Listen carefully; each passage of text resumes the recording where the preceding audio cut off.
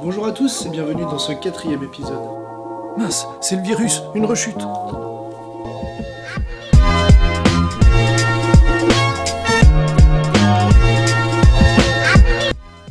C'est bon, ça s'est calmé. Bon, bah allez, on va directement rentrer dans le vif du sujet parce qu'on a 10 exercices à corriger et c'est pas rien. Séance de correction austère et rébarbative, volume 2. Youpi. Commençons avec un petit peu de synthèse additive et le match retour France-Allemagne, tiens. Parce que je fais ce que je veux. Pour les 6 exercices sur le thème des couleurs, nous aurons notre cercle chromatique en haut à droite de l'écran. Je vous conseille de l'avoir toujours en brouillon quelque part, et pour le faire c'est très simple, on va dans l'ordre de l'arc-en-ciel. C'est-à-dire qu'on place d'abord les 3 couleurs primaires, rouge, vert, bleu, c'était déjà expliqué dans la vidéo précédente, et ensuite on met les couleurs secondaires entre, dans l'ordre du spectre de la lumière blanche. Allons-y pour ce numéro 25, page 354. L'énoncé nous demande comment peut-on obtenir les drapeaux de la France et de l'Allemagne sur un écran géant avec des pixels composés de 3 couleurs. Les 3 couleurs concernées, bien sûr, sont rouge, vert, bleu, qui correspondent aux cônes que nous avons tapissés sur la rétine et qui nous permettent l'interprétation des couleurs. Nous allons donc raisonner grâce à la synthèse additive. Pour le drapeau de la France, nous avons 3 zones, une zone bleue, une zone blanche et une zone rouge. Nous allons représenter les sous-pixels allumés qui permettent à notre œil de capter le bleu, le blanc ou le rouge. Le bleu et le rouge étant des couleurs primaires et étant représentés en tant que sous-pixels, il est facile donc de comprendre qu'on allume au maximum le sous-pixel bleu pour la zone bleue et au maximum le sous-pixel rouge pour la zone rouge. La valeur maximale, comme on l'avait vu précédemment, c'est 255 en général. Nous avions vu aussi que quand notre œil capte de la lumière blanche, c'est que tous les cônes sont stimulés, le rouge, le vert et le bleu, et donc en allumant au maximum à la valeur 255 tous les sous-pixels rouge, vert et bleu, notre œil verra ça comme blanc. Passons maintenant au drapeau de l'Allemagne. Ce drapeau de l'Allemagne a une bande noire, une bande rouge, une bande jaune. Pour obtenir une bande noire sur un écran, rien de plus simple, il suffit de ne pas allumer les DEL qui composent notre pixel. Ni le rouge, ni le vert, ni le bleu. L'absence de lumière, c'est le noir. Pour le rouge comme précédemment, c'est le rouge à la valeur maximale. Et pour le jaune, si on regarde notre petit cercle chromatique, il est composé par superposition des faisceaux rouge et vert, donc on allume les sous-pixels rouge et vert au maximum pour avoir notre couleur jaune. Petite parenthèse artistique avant de passer à l'exercice suivant, sachez que le mouvement de peinture appelé le pointillisme utilise la synthèse additive. Ce sont des tableaux entiers qui sont uniquement peints en faisant des petits points rouge, vert et bleu, avec des proportions différentes, pour recréer les différentes couleurs. Les points sont si rapprochés que notre œil fait la synthèse additive en mélangeant un petit peu ces couleurs, et le rendu est très impressionnant. Donc je vous invite à faire une petite recherche Google, notamment avec le peintre Seurat. Passons maintenant à un petit peu de synthèse soustractive avec 3 exercices qui s'enchaînent et qui nous proposent de raisonner en trichromie à travers des filtres. Les filtres, ici, ce sont les lunettes un petit peu spéciales de nos 3 spectateurs. Là, on va enchaîner les 3 exercices, numéro 19, numéro 20 et numéro 21, page 352. Le raisonnement étant le même, on va pouvoir garder le même type de schéma pour tout résoudre. Commençons donc avec le spectateur numéro 1 qui porte des lunettes au vert couleur cyan. Comme ces verres de lunettes vont filtrer certains rayons lumineux et donc vont soustraire à la lumière qui arrive certains rayons, on parle ici de synthèse soustractive. Et comme les verres de lunettes sont en matériaux transparents, nous allons parler de lumière transmise et de lumière absorbée. Par exemple, on voit sur le cercle chromatique que le cyan est un mélange parfait en même proportion de bleu et de vert. Cela veut donc dire que les verres cyan transmettent les rayons bleus et verts et absorbent les rayons rouges. D'ailleurs, ça se voit dans le cercle chromatique. Vous avez le rouge en face du cyan, c'est sa couleur complémentaire. Commençons avec la bande bleue. On a vu dans l'exercice précédent que les pixels de cette bande bleue envoient un rayonnement lumineux bleu. Cette couleur fait partie de celle transmise par les verres de couleur cyan. Le rayon lumineux bleu va donc passer à travers les verres de lunettes pour atteindre l'œil du spectateur. Concernant la lumière blanche de la bande blanche du milieu du drapeau français, on avait vu que c'était un mélange en même proportion de rouge, de vert et de bleu. Tous les cônes sont activés. En passant à travers les verres de lunettes qui agissent comme des filtres cyan, nous voyons que seuls les rayons bleus et verts passent. Cette bande du milieu apparaîtra donc cyan, du point de vue de notre spectateur. Concernant la bande rouge maintenant, elle n'envoie que des rayons lumineux rouges. Or, le rouge est absorbé par les verres cyan, la lumière ne passe pas et ne parvient pas jusqu'à l'œil, celui-ci verra donc la bande noire.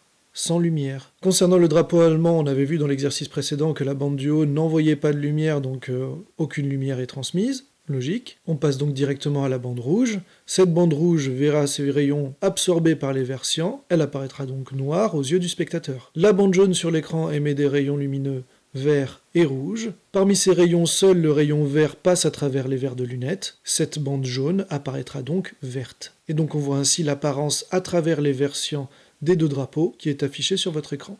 Celui-ci, pour faire simple, il a des lunettes avec deux verres différents. Un verre de couleur verte, un verre de couleur rouge. Nous allons donc traiter l'un après l'autre, l'œil gauche, l'œil droit. Concernant l'œil gauche, qui a donc un verre de lunettes vert, le vert est transmis, alors que le rouge et le bleu sont absorbés par le filtre. Concernant son œil droit, en face duquel il y a un verre de lunettes de couleur rouge, les rayons rouges sont donc transmis, alors que les rayons verts et bleus sont absorbés. Étudions donc l'apparence du drapeau français à travers le verre de lunettes vert, et donc comment l'œil gauche va voir ce drapeau français. On reconnaît les rayons lumineux émis par les différentes bandes. La bande bleue émet un rayon bleu, la bande blanche émet les trois rayons, la bande rouge émet un rayon rouge. Et bien parmi tous ces rayons lumineux, il n'y a que le rayon vert de la bande blanche qui passe. Concernant le drapeau allemand, c'est la même chose. Seul le rayon vert de la bande jaune passe. En conclusion, voici donc l'apparence des drapeaux français et allemands à travers le verre de lunettes de couleur verte. N'apparaissent à l'œil gauche que la bande du milieu du drapeau français et la bande du bas du drapeau allemand, qui apparaissent toutes les deux vertes, tous les autres rayons lumineux étant absorbés par le verre de lunettes. Les autres bandes apparaissent donc noires. Pour raisonner sur l'œil droit qui a un verre de lunettes rouge, je vous ai laissé les rayons lumineux émis par les différentes bandes des différents drapeaux. Ici, tous les rayons lumineux rouges passent à travers le filtre rouge, les autres rayons lumineux verts et bleus sont absorbés. Résultat, voici l'apparence des deux drapeaux. Seules les bandes qui contenaient un rayon rouge apparaissent rouges, les autres apparaissent noires. Nous avons une disparition de la bande bleue du drapeau français, par exemple.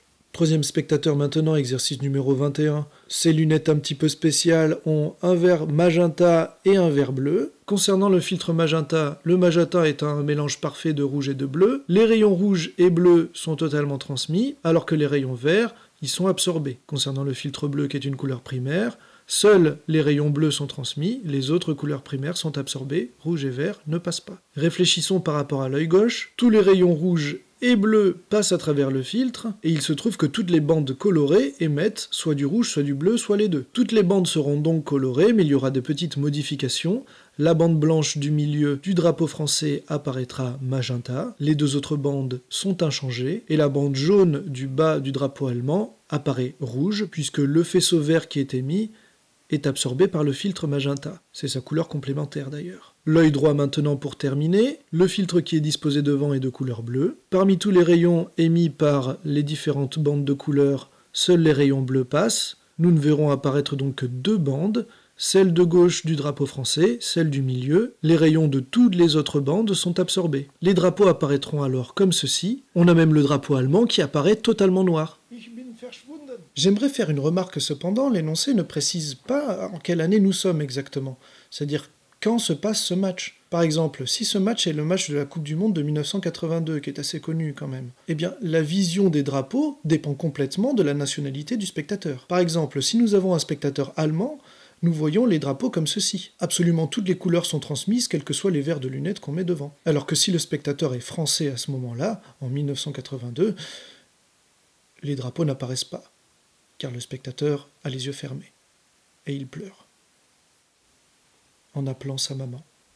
Toujours de la trichromie en synthèse soustractive, maintenant nous allons observer des billes qui absorbent et diffusent la lumière, et donc vont apparaître différemment selon comment on les éclaire.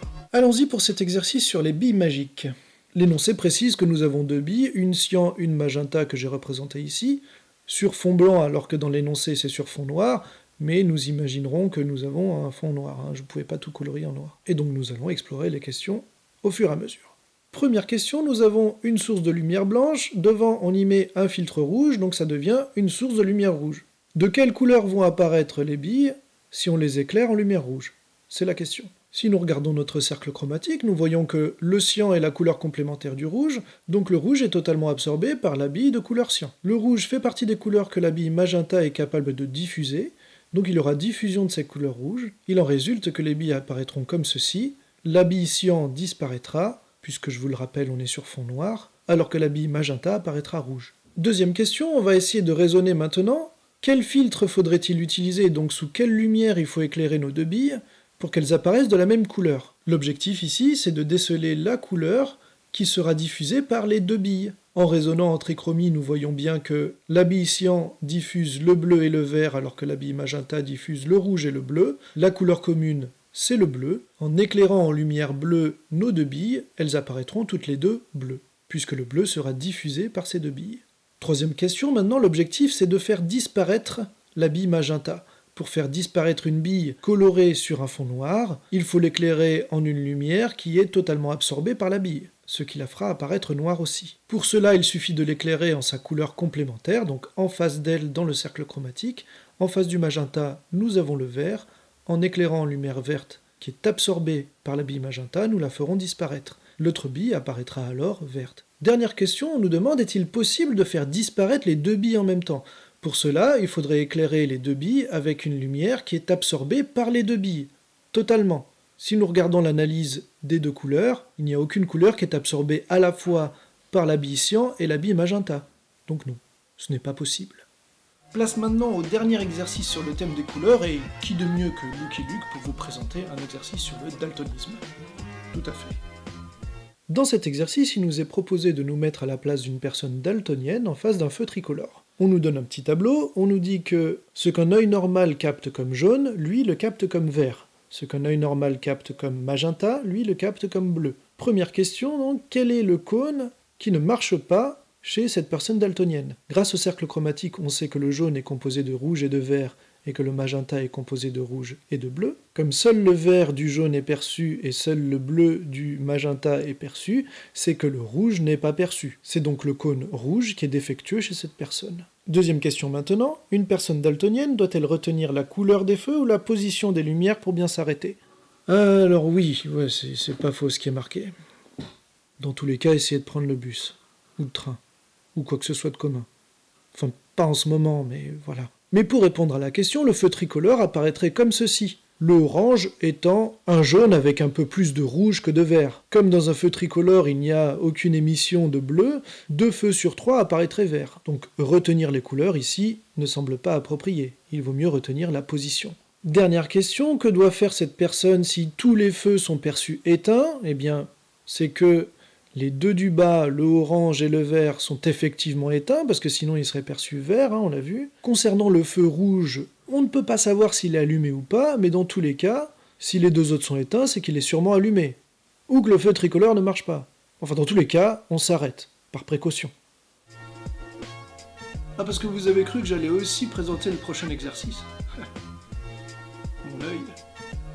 Étudions l'œil justement avec l'exercice numéro 23, page 354. Sur ce schéma, et grâce à l'énoncé, nous pouvons voir qu'on peut modéliser un œil par une simple lentille convergente, avec un écran placé un peu plus loin. Ce qui joue le rôle d'écran dans l'anatomie de notre œil, c'est ce qu'on appelle la rétine, sur lequel il y a tous les capteurs lumineux que sont les cônes et les bâtonnets, qui vont ensuite transmettre l'information au cerveau. Et donc ce qui joue le rôle de cette lentille convergente, c'est notre cornée et notre cristallin. Deuxième question maintenant, on nous demande de déterminer le diamètre de l'œil. Le diamètre de l'œil correspond donc à la distance entre notre lentille convergente et le fond de l'œil, c'est-à-dire la rétine sur laquelle doit se créer l'image nette, puisque ça correspond à la position de notre écran. Nous cherchons donc OA'. En posant la relation de conjugaison, et je vous épargnerai toute la démarche pour arriver à OA' égale, puisqu'on l'a déjà vu dans la vidéo précédente, mais faites attention à ne pas vous tromper en posant cette relation. Et faites aussi attention à ne pas oublier qu'il faut mettre des valeurs algébriques avec des signes positifs, négatifs. Le tout exprimé en mètres. C'est pour ça qu'un peu plus haut, je vous ai mis les distances données par l'énoncé converties en mètres et avec leur signe algébrique. On lui dit que l'objet est situé à 37,5 cm, ce qui équivaut à 0,375 mètres. Un objet perçu à travers une lentille est toujours placé sur la gauche. Donc quand on lit OA, on va dans le sens opposé à l'axe optique, ce qui nous donne un signe moins. La distance focale qui est donnée ici est de 15 cm, c'est-à-dire 0,15 mètres quand on convertit en mètres. En faisant notre application numérique, on trouve donc 0,25 mètres pour la distance OA', qui correspond donc au diamètre de notre œil modélisé. On n'a pas un œil qui fait 25 cm de diamètre, imaginez. Même à grid, il n'y est pas. Donc on est bien en présence d'une maquette. D'où l'importance de bien lire l'énoncé pour pas se dire « Ah bah non, c'est pas possible, j'ai dû me planter quelque part ». Il faut prendre du recul par rapport à l'énoncé. Pour la troisième question, on nous demande de faire un schéma normalisé de la situation à l'échelle 1/5. 1/5, c'est-à-dire que 1 cm sur notre schéma correspond à 5 cm en vrai. Donc nos distances réelles, on va les diviser par 5 pour les reporter sur notre schéma. Ce qui nous fait 7,5 cm pour la distance OA et 3 cm pour la distance OF'. Maintenant, nous appliquons les règles que nous connaissons concernant les rayons lumineux particuliers. Le premier rayon lumineux que je vous propose de tracer, c'est celui qui passe par le centre optique O et qui donc n'est pas dévié. Ensuite, on peut continuer par celui qui est parallèle à l'axe optique et qui émerge en passant par le foyer image F'. Et enfin, nous pouvons tracer celui qui passe par le foyer objet F et qui ressort parallèle à l'axe optique après passage à travers la lentille. Ça nous permet de localiser le point B' et de placer l'image A'B'.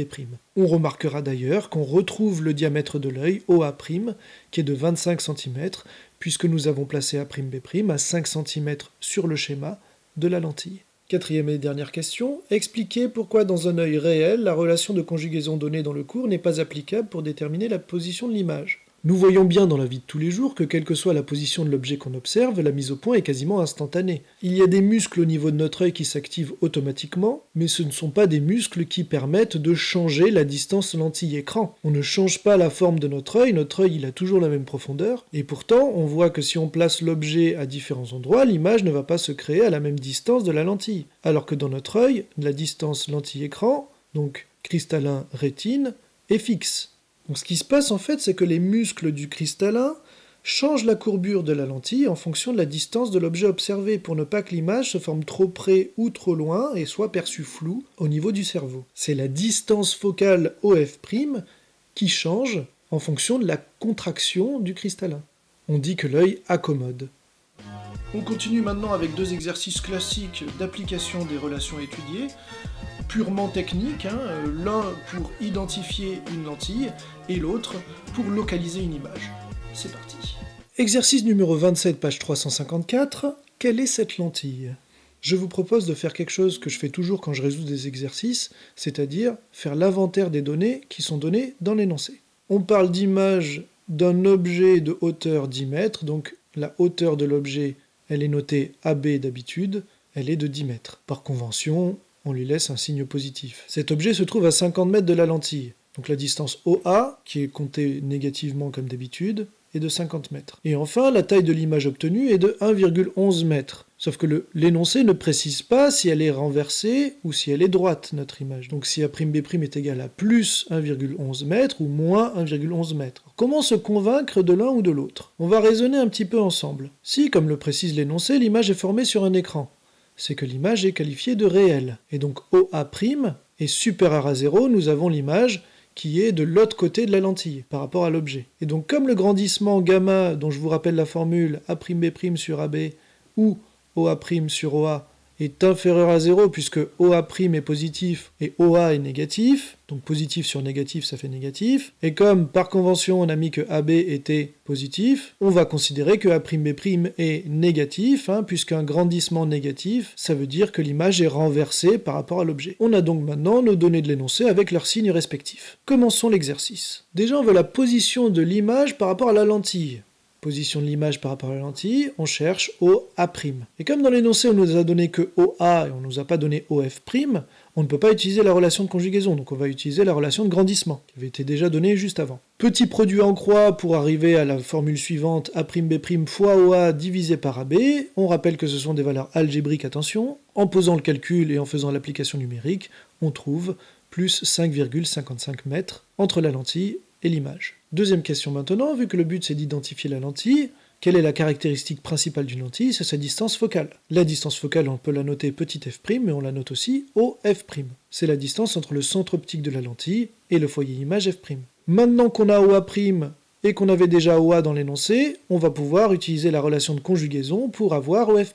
Encore une fois, je ne vous mets pas le détail, mais on aboutit à cette formule, et en faisant l'application numérique, on obtient plus 5,00 mètres. On garde 3 chiffres significatifs, et on arrondit comme il faut. Dernière question maintenant qui prête un petit peu à réflexion. L'énoncé nous impose une distance entre notre lentille et notre image de 2 mètres. Et on précise même qu'on veut que l'écran soit à 2 mètres de la lentille. Donc si on veut que l'écran soit à 2 mètres de la lentille, c'est que l'écran est de l'autre côté de la lentille par rapport à l'objet. D'où le signe plus, puisque par convention, on met l'objet à gauche de la lentille sur le schéma et l'écran à droite pour obtenir une image réelle. Donc là, on nous demande clairement de chercher un autre OA avec la distance focale qu'on a calculée juste avant. On va utiliser tout simplement la relation de conjugaison, et après avoir fait notre application numérique, on trouve plus 3,33 mètres. Et donc là, un élève rigoureux qui ne prend aucun recul sur sa copie se dit c'est cool, je passe à l'exercice suivant. Et la réponse est juste. Il a bien appliqué la formule, le résultat n'est pas mauvais, il y a le bon nombre de chiffres significatifs, tout va bien. Sauf que si on réfléchit un petit peu, ce résultat est carrément impossible. Imaginez, on a notre lentille, on met notre écran à 2 mètres de la lentille, alors que l'objet est à 3 mètres de la lentille, du même côté, puisqu'on a un signe positif. Donc ça voudrait dire en gros que notre écran, il est entre notre lentille et notre objet.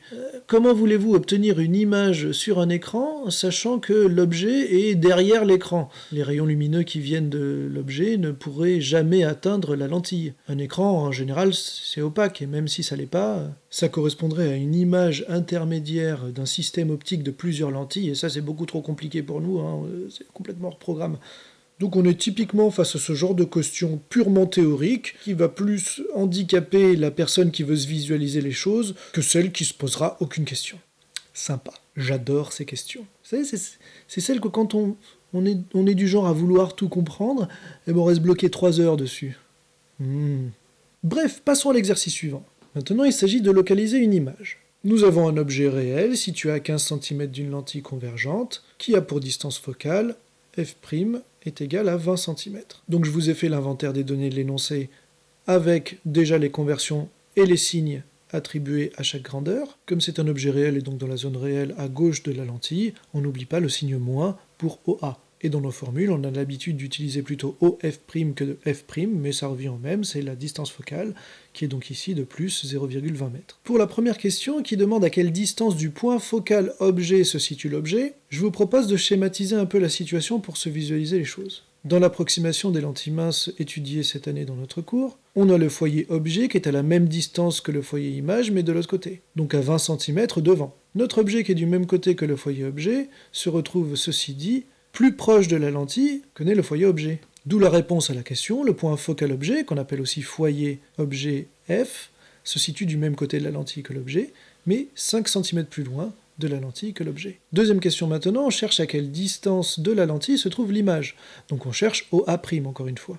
On va utiliser la relation de conjugaison, on va faire bien attention aux signes comme d'habitude, on va bien poser notre expression littérale comme d'habitude, et nous obtenons un résultat de moins 0,60 m.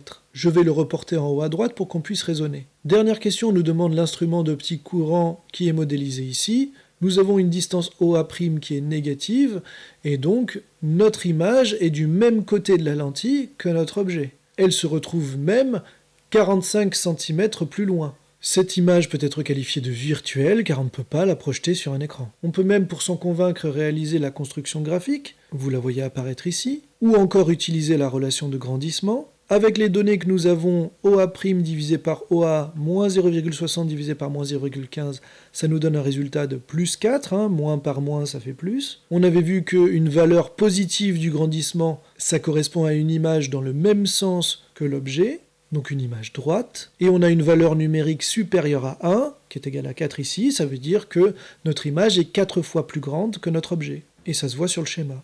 On a une image qu'on est obligé de voir en regardant à travers la lentille, qui est du même côté que l'objet, qui est agrandie et qui paraît éloignée, ça correspond à l'utilisation d'une lentille convergente en tant que loupe. Enfin, j'ai choisi le dernier exercice parce que déjà j'aime le cinéma, ensuite je le trouve intéressant, et c'est aussi un petit peu en l'honneur de mon pote projectionniste. Parce que oui, j'ai un pote projectionniste. Et je trouve ça hyper classe. C'est carrément le genre de métier qui impressionne quand tu l'annonces. Et tu fais quoi toi sinon dans la vie Je suis projectionniste. Oh, Ça a carrément rien à voir avec... Et sinon tu fais quoi dans la vie Je suis prof de physique-chimie. ah. Non mais il en faut, hein. Notre dernier exercice est un petit problème à résoudre.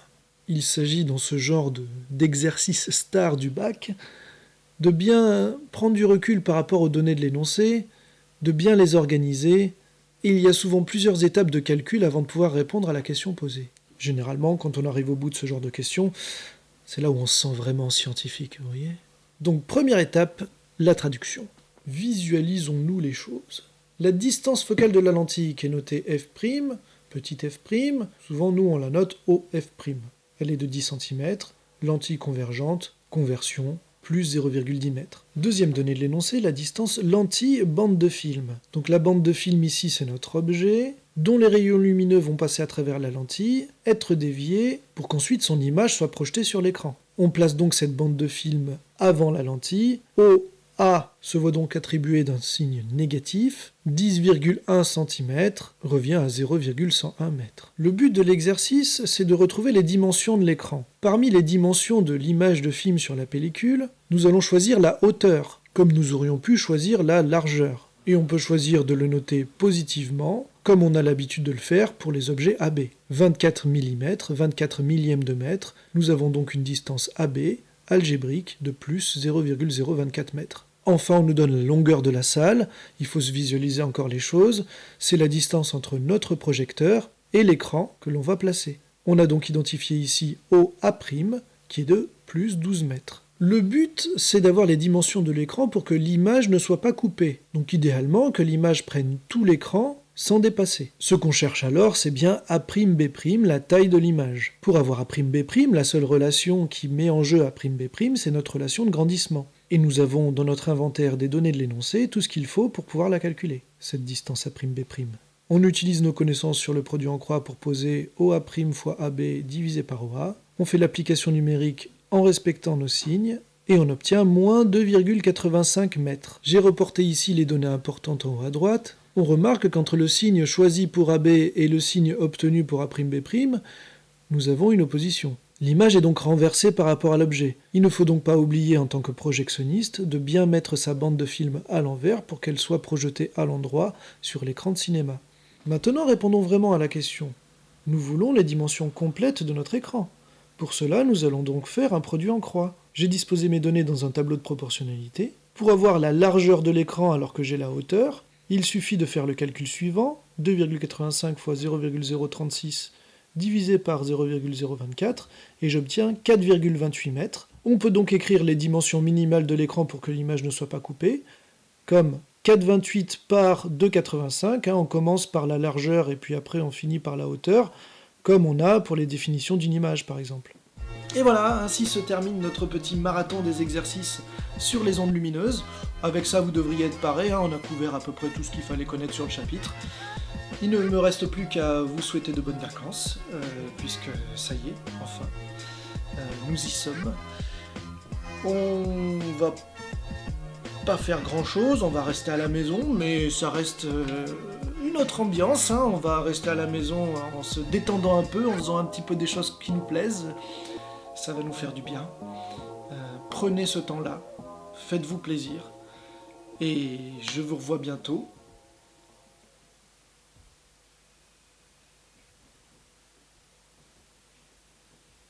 Vous me manquez. Beaucoup. C'est quand même chouette, l'ambiance de classe. Je me retrouve à parler à une caméra pendant que le voisin ferme ses volets qui grincent et la voisine galère dans les escaliers.